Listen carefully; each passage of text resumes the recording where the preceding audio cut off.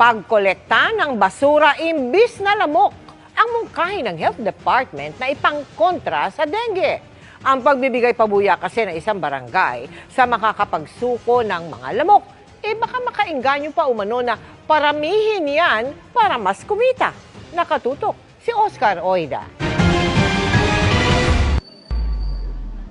Sa kabila ng mga pagkwestiyon ng ilan, itinuloy ang paglulunsad kanina ng May Piso sa Mosquito Project ng Barangay Addition Hill sa Mandaluyong City.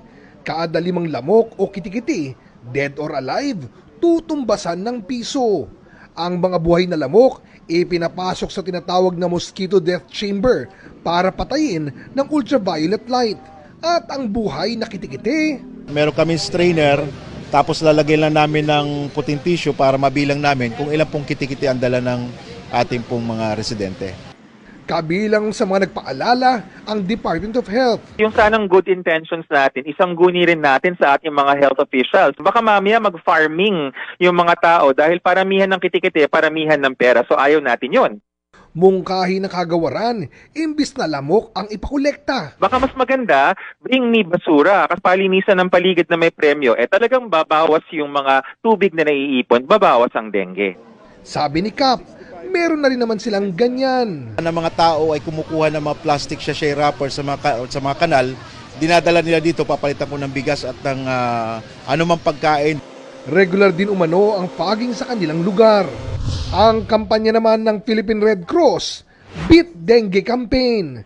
Kasama dyan ang break breeding sites o pagsira sa pamumugaran ng lamok. Educate the community o turuan ang mga komunidad kontra dengue. Assist dengue patients and hospitals sa pamamagitan ng pagbibigay ng ambulansya, dugo, welfare desks at medical tents. At trace dengue hotspot areas. Sa ngayon, pangatlo ang Metro Manila sa may pinakamaraming dengue. Pinakamarami ang halos 6,000 kaso sa Calabarzon. Tumaas naman ng 114% ang demand sa dugo na gamit sa paggamot sa dengue ngayong Enero hanggang Pebrero kumpara sa kaparehang panahon noong nakaraang taon ayon sa Philippine Red Cross. May dugo ang Red Cross sa 4 na sulok ng Pilipinas. Tumawag sila sa 1158 kung kailangan nila ng dugo. Para sa GMA Integrated News, Oscar Oida, nakatutok, 24 oras.